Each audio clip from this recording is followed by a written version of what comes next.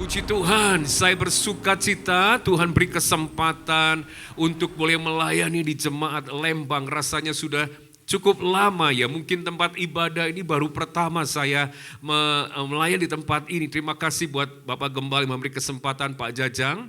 Dan sekali lagi saya sebagai Kasuprayon mengucapkan selamat ya kepada hambanya Bapak Pendeta Jajang, Gembala Saudara yang sudah diangkat menjadi pendeta penuh dalam sidang sinode pada minggu yang lalu. Berikan kemuliaan yang paling meriah buat Tuhan Yesus. Kita percaya penggembalaan akan semakin maksimal di tempat ini sehingga jemaat Tuhan di Kota Lembang akan bertumbuh seperti jemaat mula-mula, penuh kasih karunia dan kebenaran dalam Kristus Yesus. Yang setuju katakan amin.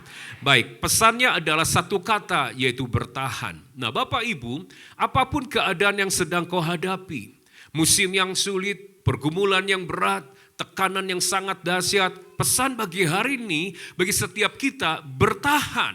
Mengapa? Matius 24 ayat 13. Matius 24 ayat 13, siapakah yang akan menerima keselamatan, pengalaman dan berkat supranatural? Tetapi orang yang bertahan sampai pada kesudahannya. Nah, kata bertahan ini sangat penting Bapak Ibu. Mengapa? Karena ketika kita di tengah segala kelelahan, kelemahan, sebagai anak-anaknya kita bertahan menghadapi apapun yang sedang kita jalani, proses seberat apapun, maka akan ada berkat perkenanan Tuhan turun bagi saudara. Katakan sama-sama dengan saya, perkenanan. 3, 2, 1, perkenanan. Nah sebagai contoh tahun 2006 tsunami Aceh Bapak Ibu. Nah ketika banyak kematian, tiba-tiba ada satu orang anak usia 10 tahun terseret ombak kembali. Dan dia terkatung-katung ada di Samudera Raya kurang lebih 21 hari lebih. Nah dia bernama Martunis. Nah waktu dia terkatung-katung sampai bala bantuan memang dari Eropa banyak datang. Nah ada wartawan Eropa yang men-shoot anak ini. Pas di-shoot dia sedang terkatung-katung di Samudera Raya. Dia sedang memakai baju kesebelasan Portugal, Cristiano Ronaldo. Nah coba. Sehingga foto ini sampai ke Cristiano Ronaldo. Seorang Cristiano Ronaldo yang nun jauh di sana, bukan bangsa Indonesia, tidak ada namanya hubungan darah, waktu melihat seorang anak yang bertahan, berjuang melewati kesulitan di tengah badai.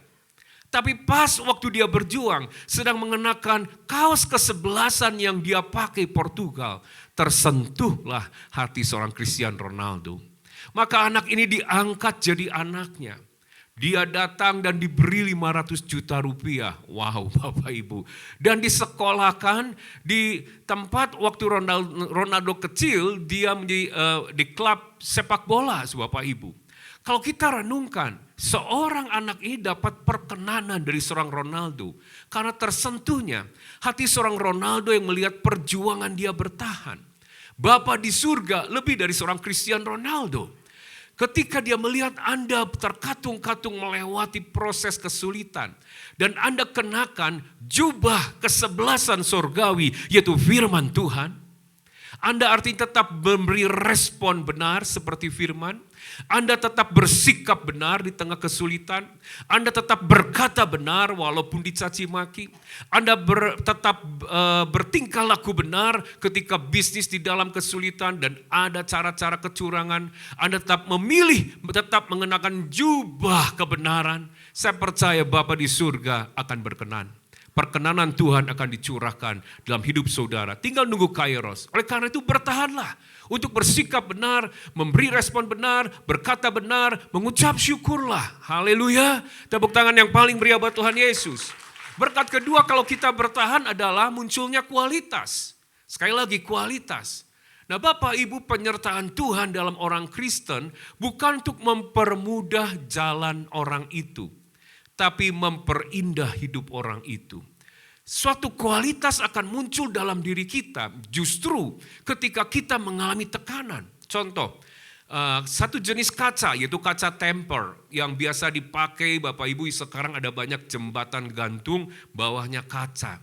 Kaca ini sangat kuat ya, dia tahan anti pecah, berbagai suhu ekstrim, musim cuaca di luar negeri, dia tetap tidak retak Bapak Ibu. Ya, dia memiliki kekuatan yang luar biasa, sehingga dia dipercaya untuk menanggung hal-hal yang berat. Kenapa? Jangan dilihat dari ujung akhirnya, tapi proses sebelumnya. Untuk mencapai kekuatan seperti itu di sebuah kaca temper. Kaca ini harus yang namanya dipanaskan dalam suhu yang ekstrim, begitu panas. Setelah begitu panas dengan tiba-tiba didinginkan begitu dingin. Terus berkali-kali seperti yang namanya roller coaster, panas, dingin. Dan dipres, bukan dengan pressure tekanan biasa. Tekanan yang biasa dipakai untuk kaca-kaca biasa, tapi tekanan yang menggunakan 1000 PSI Bapak Ibu. Sehingga dihasilkanlah akhirnya hasil sebuah proses yang berat. Setelah kaca ini lulus bertahan, itu di sebuah kaca temper. Dan dipercayakan beban-beban yang berat. Saya rasakan kenapa Tuhan memberi sebuah pesan dengan satu kata bertahan. Ingat, bukan karena Tuhan yang namanya mengizinkan Anda di tengah kesulitan proses berarti Tuhan itu meninggalkan. Enggak. Mungkin di balik itu, Tuhan sedang memproses Anda supaya muncul sebuah kualitas iman. Imanmu adalah iman yang murni. Amin. Bukan iman yang hanya percaya saja Yesus sanggup membangkitkan orang mati. Tapi iman lebih dari itu trust. Yaitu naik tingkat. Di mana saudara mempercayakan nyawamu. Mempercayakan waktumu. Mempercayakan hidupmu ke dalam tangan Tuhan. Dan bukan hanya itu saja, tapi iman yang murni Bapak Ibu. Supaya jemaat Tuhan di Kota Lembang punya iman yang murni. Sudah bukan persoalan lagi sembuh atau tidak. Dijawab atau tidak di doanya. Tapi apapun terjadi, aku mau tetap percaya asal itu menyenangkan Tuhan. Aku mau tetap namanya bertahan asal itu menjadi kesukaannya Tuhan. Iman yang murni. Tidak lagi mencari hanya sekedar mujizat, tapi mencari apa yang menjadi kesukaan dan kesenangan Tuhan. Sehingga orang-orang seperti ini akan apapun keadaannya bertahan. Tetap bersyukur, tetap melayani, bertahan. Tetap mengembalikan persepuluhan dengan setia. Hati-hati Bapak Ibu saya sisipkan. Ada banyak hari-hari ini hamba-hamba Tuhan lewat YouTube dan karena kemarin banyak ketika namanya pandemi, banyak jemaat online. Jadi kan search banyak ya masuk-masuk khotbah-khotbah. Termasuk khotbah hamba-hamba Tuhan tertentu yang menyerang perpuluhan. Hati-hati Bapak Ibu, jangan sampai mereka ini mencuri sorga dalam hidup saudara.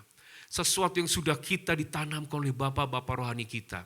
Kita setia mengembalikan persepuluhan. Loh Pak, buktinya keuangan tambah susah.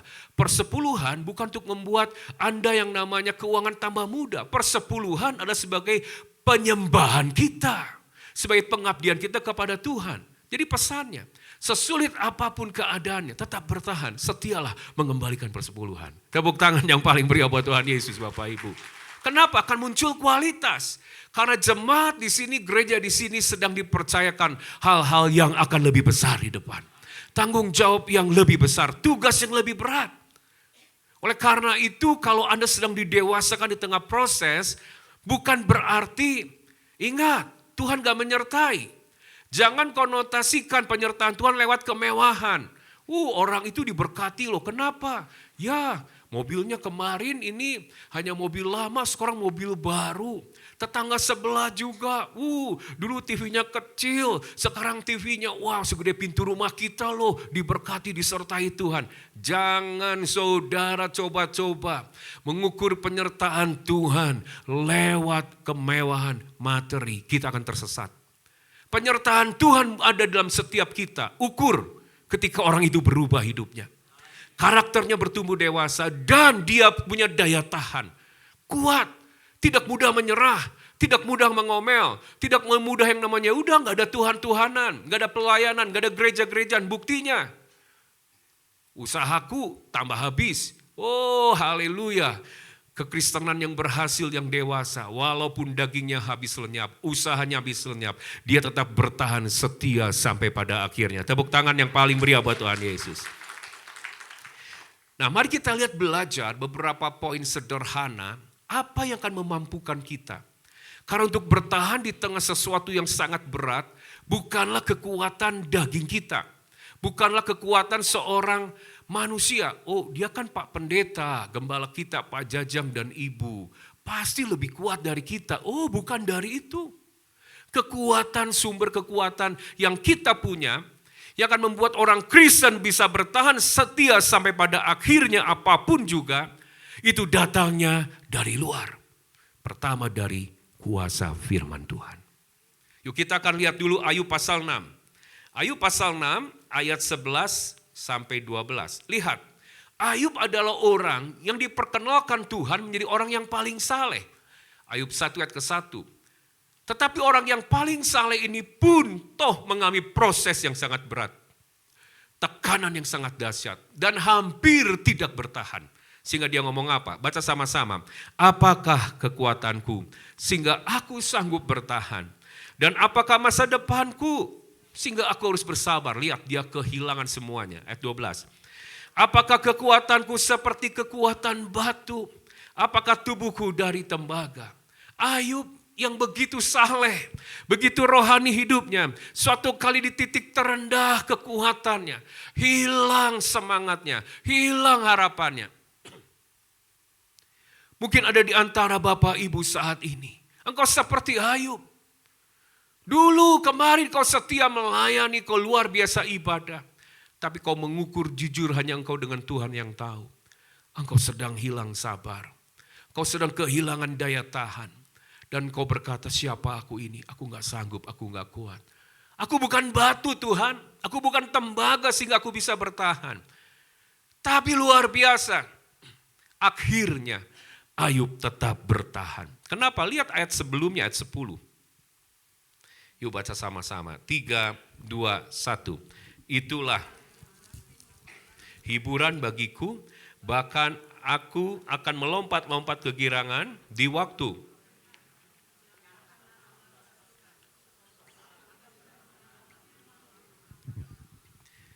Amin, haleluya. Lihat, Ayub berkata, di tengah yang namanya kesakitan, yang kepedihan, yang tak kenal belas kasihan, aku justru melompat kegirangan. Dia punya kekuatan baru. Dia memiliki sukacita yang bukan dari dirinya. Kenapa? Firman Allah.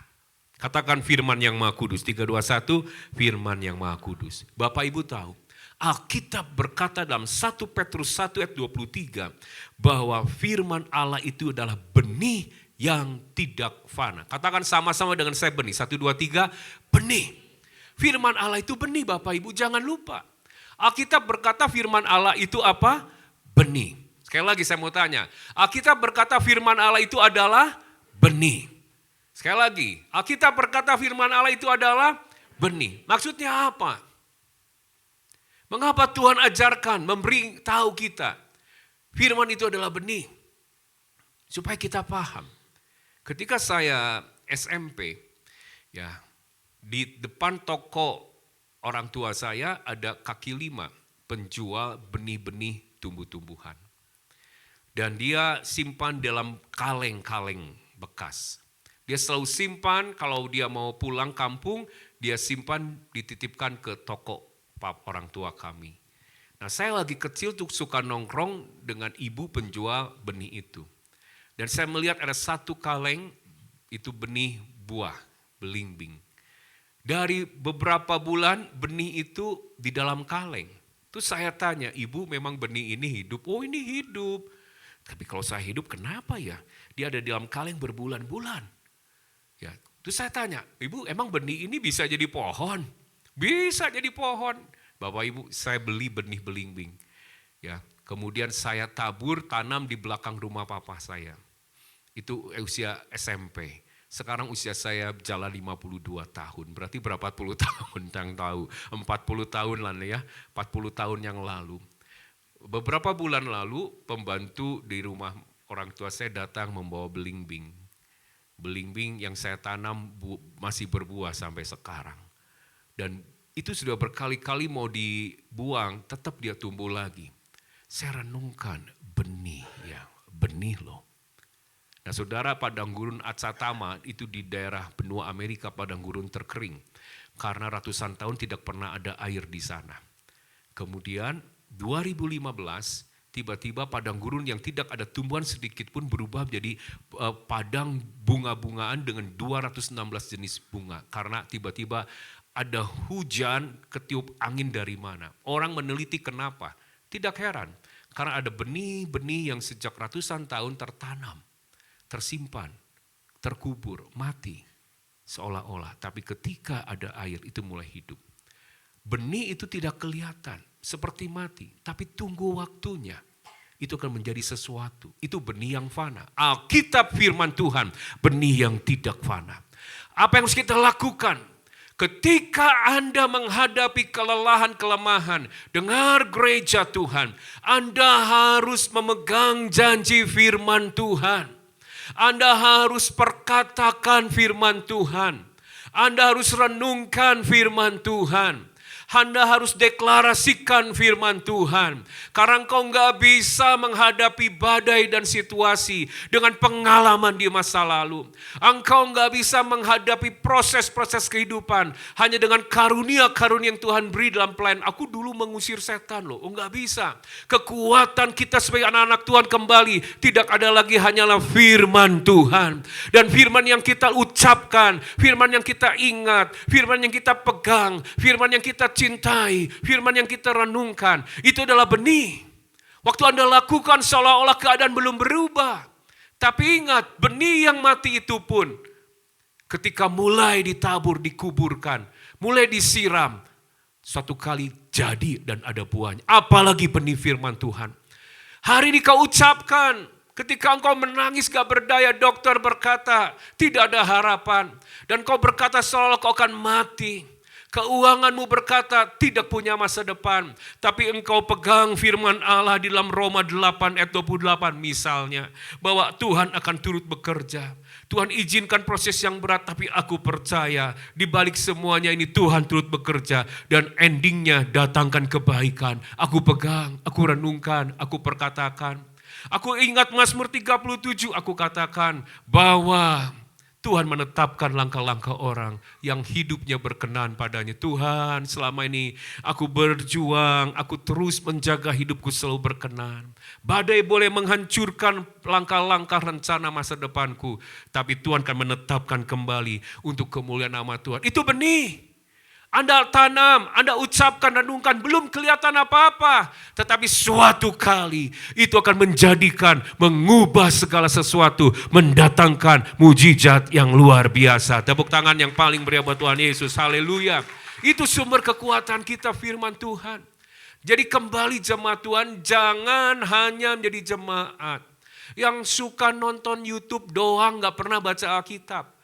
Anda sia-sia kalau hanya datang ke gereja seminggu sekali. Anda akan punya kekuatan untuk bertahan sampai akhirnya. Ketika jemaat di sini orang-orang yang cinta firman Tuhan, baca Alkitab, renungkan, hafalkan. Saudara, itu yang membuat saya bisa bertahan sampai saat ini. Ya kalau kita lihat sudah Daud, contohnya Daud ya. Yuk Daud. Imam musik kalau ada bisa standby. Ya. Daud berkata dalam Mazmur 119 ayat 50. Mazmur 119 ayat 50 berkata demikian. Ya. Mazmur 119 ayat 53, 21.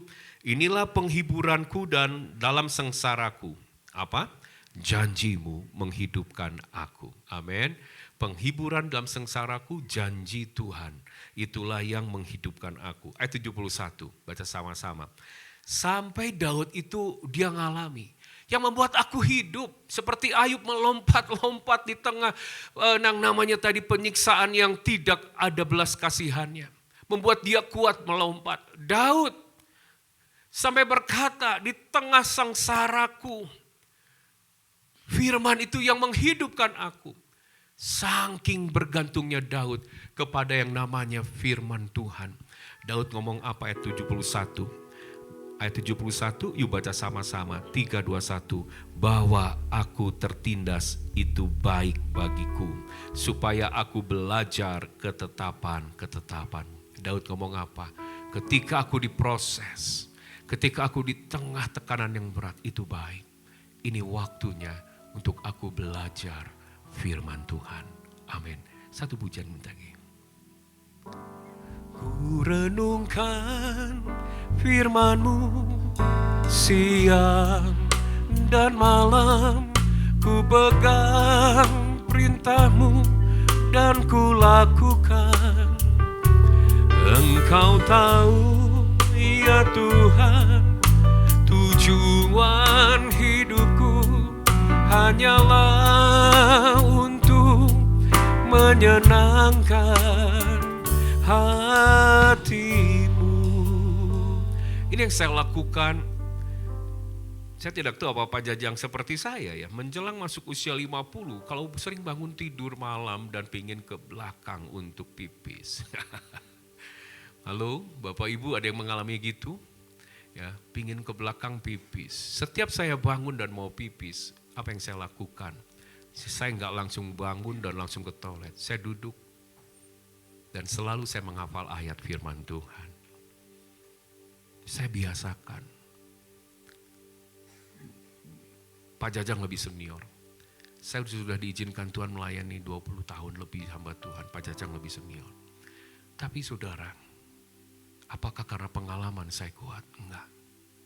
Semakin lama melayani, semakin gak bisa apa-apa. Hanya mengandalkan lutut dan firman-Nya. Saya butuh firman. Saya hafalkan. Galatia 2 ayat 19-20. I have been crucified with Jesus Christ. Aku sudah disalibkan bersama Yesus. Henry yang lama, engkau sudah disalibkan bersama Yesus. Itu lagi bangun tidur ngomong gitu. I do not live anymore. Aku gak hidup lagi. Henry yang lama, yang lemah, yang penakut, yang depresi. Itulah latar belakang saya. Henry yang sering panic attack. Henry yang jarang tenang, susah damai sejahtera. Engkau sudah mati. And the life that I live, kehidupan yang aku hidupi, because my faith to the Son of God, karena imanku kepada anak Allah, Yesus Kristus. Itu dihafalkan. Kemudian bangun tidur. Oh, saya baca kemarin tadi pagi Amsal 14 berkata, oh ya Amsal 14. Amsal 14 ayat 30. Hati yang tenang menyegarkan tubuh, hatiku harus tenang. Amsal 15 ayat 33, oh hati yang gembira membuat muka berseri-seri. Halo para suami, kalau mau irit, jarang istri ke salon, tapi mukanya tetap kinclong, buat hati istri gembira. Amsal 15-13, mukanya kinclong katanya. Oke, oleh karena itu, sumber kekuatan kita untuk bertahan gak ada lagi. Yaitu apa? Firman Tuhan. Yuk angkat tangannya. Ku renungkan firman-Mu, amin. Siang dan malam, ku pegang perintah-Mu dan ku lakukan. Engkau tahu ya Tuhan, tujuan hidupku hanyalah untuk menyenangkan hati-Mu. Jemaat mungkin boleh berkata, Pak Henry kan pendeta, cepat hafal ayat. Oh lupa, saya kalau ngapal ayat susah minta ampun. Bukan alasan, saya orang yang mudah lupa. Ketemu orang kadang-kadang saya harus berkata, malu jadi gembala. Kenapa? Aduh siapa ini namanya? Siapa namanya? Oh ya. Kadang-kadang sering pakai jurus sok kenal saudara. Oh ya gimana Bu? Oh gini. Terakhir orang, itu siapa Pak? Aduh siapa juga gak tahu siapa ya saudara. Sering begitu saudara. Sering lupa. Menghafal ayat pun sama. Berkali bisa puluhan kali dibaca. Tapi saya butuh. Kenapa saya mau seperti Daud? Bahwa ketika yang namanya kesesakan datang. Itu baik untuk belajar firman Tuhan. Firman itu sumber kekuatan. Itu benih. Hari ini kita gak melihat apa-apa. Tapi suatu kali benih itu kan bertumbuh. Entah kekuatan, entah kesehatan, entah mujizat, entah terobosan, entah perubahan. Firman segala-galanya. Ayo gereja Tuhan tempat ini, jadilah gereja yang murni. Sukanya baca Alkitab, renungkan terus, bertahanlah sampai akhirnya. Tepuk tangan yang paling meriah buat Tuhan Yesus. Yang kedua, Bapak Ibu, apa yang akan membuat yang namanya kita bisa bertahan setia? Nah, untuk poin kedua ini. Suatu kali saya servis mobil saya. Di sebuah bengkel, ya skalanya nasional, saya nggak sebut bengkelnya apa. Begitu servis berapa lama Pak? Oh kurang lebih 2,5 jam. Waduh, di lapisannya.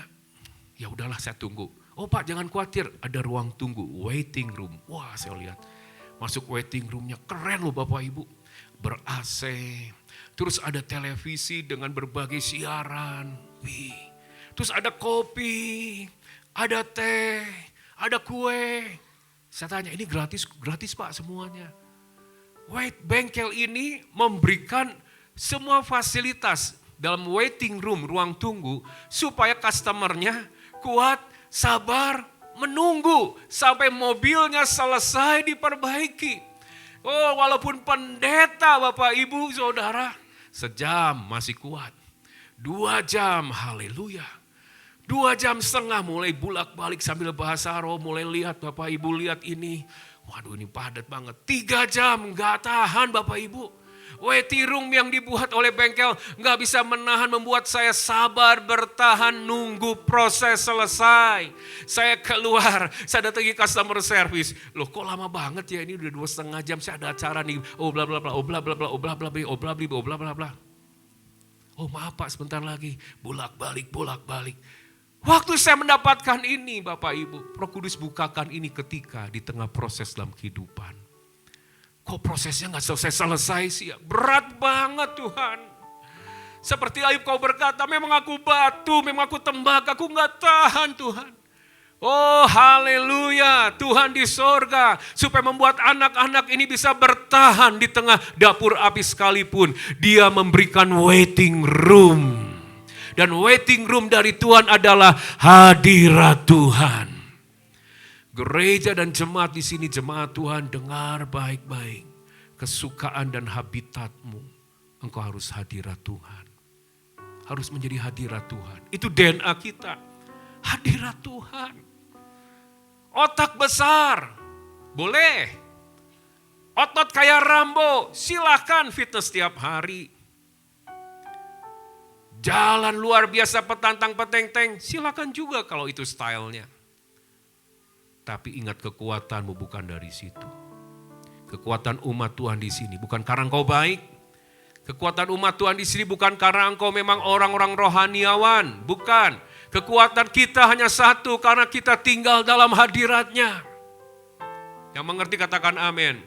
Hayo. Ini penting Bapak Ibu. Penting sekali. Saya masih ingat ketika mungkin Pak Jajang waktu itu enggak datang. Saya dengar Pak Jajang enggak ikut dalam seminar Lembang ya. Waktu John Pak David. Puji Tuhan, haleluya, 12 kali. Puji Tuhan, kami dikasih susu. Pulangnya kami pada sakit. Sebelum Pak David, saya masih kontak, saya berbaring di rumah Pak David juga. Di rumahnya, Pak gimana minggu ada ibadah. Seminggunya Pak David meninggal, oh tunggu dulu Hen. Besoknya keluar ada salah satu anaknya, dia telepon saya, dia menangis. Koko, doa papa masuk. Saya drop, besoknya saya dengar Pak Aslam, Bu Vel, dan Pak David. 1 bulan itu proses. Setelah selesai 1 bulan, kami masuk dibawa ke rumah sakit, diisolasi di kampung. Dan proses itu 2 bulan Bapak Ibu. Jadi totalnya hampir 3 bulan kami gak ketemu orang. Saya bersama istri, apa yang membuat saya kuat?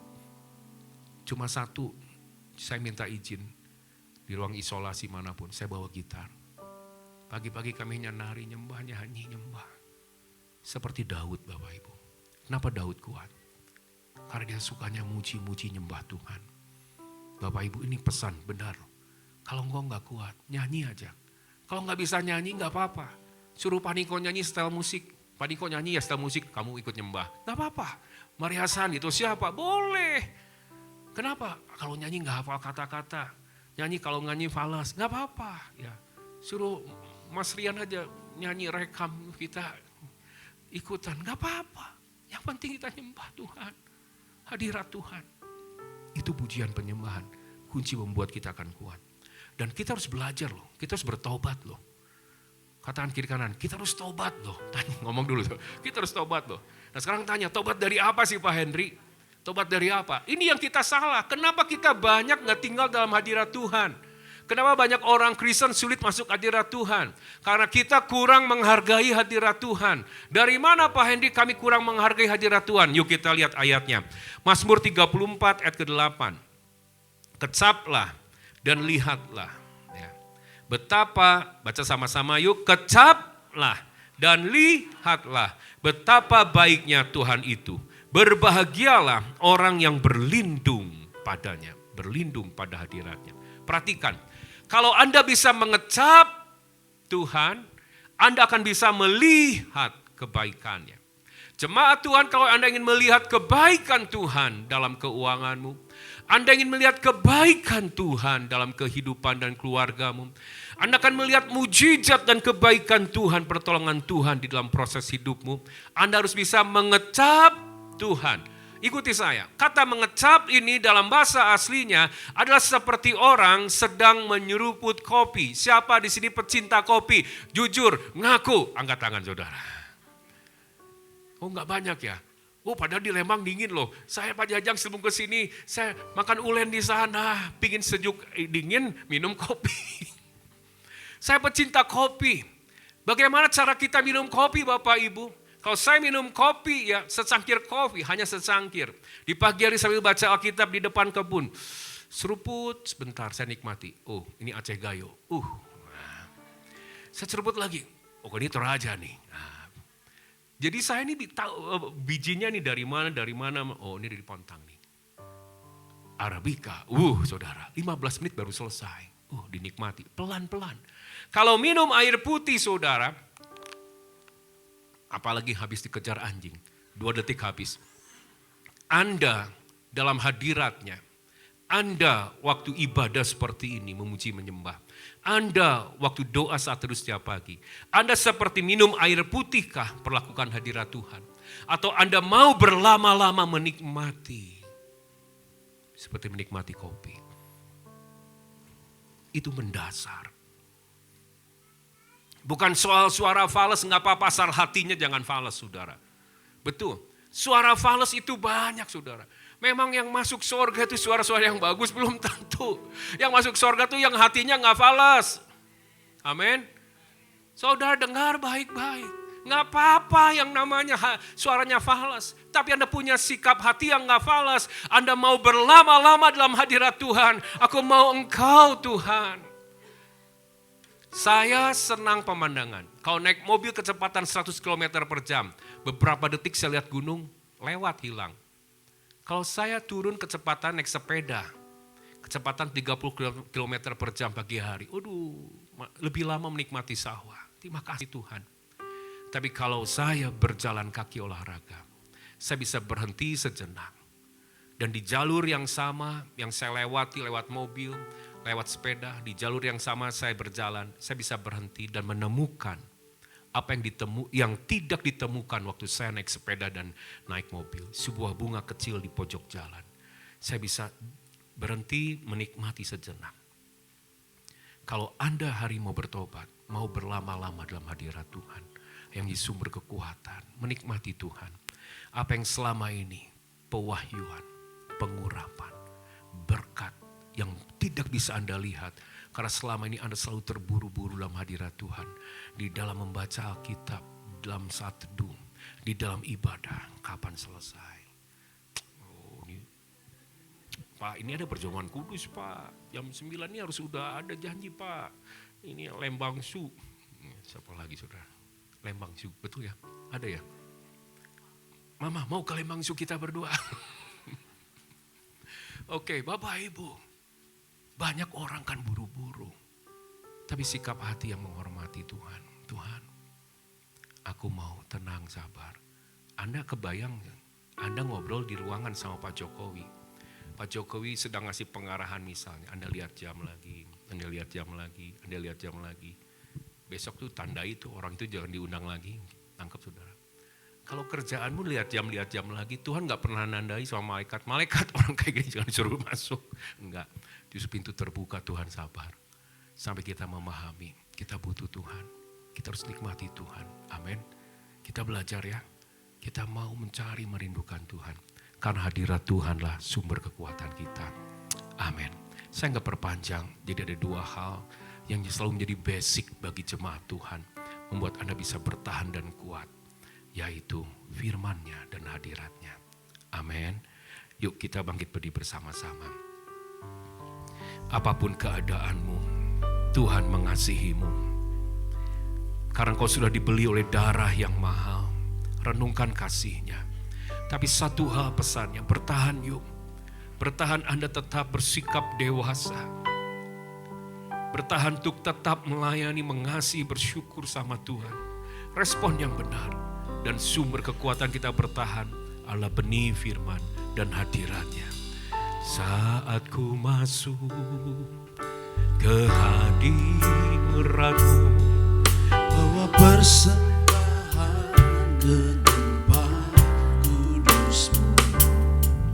Pujian hadirat-Mu sumber kekuatan. Dan darah-Mu Tuhan Yesus yang sudah membeli kami sehingga kami dilayakkan masuk hadirat-Mu. Kau layakkanku dan ambil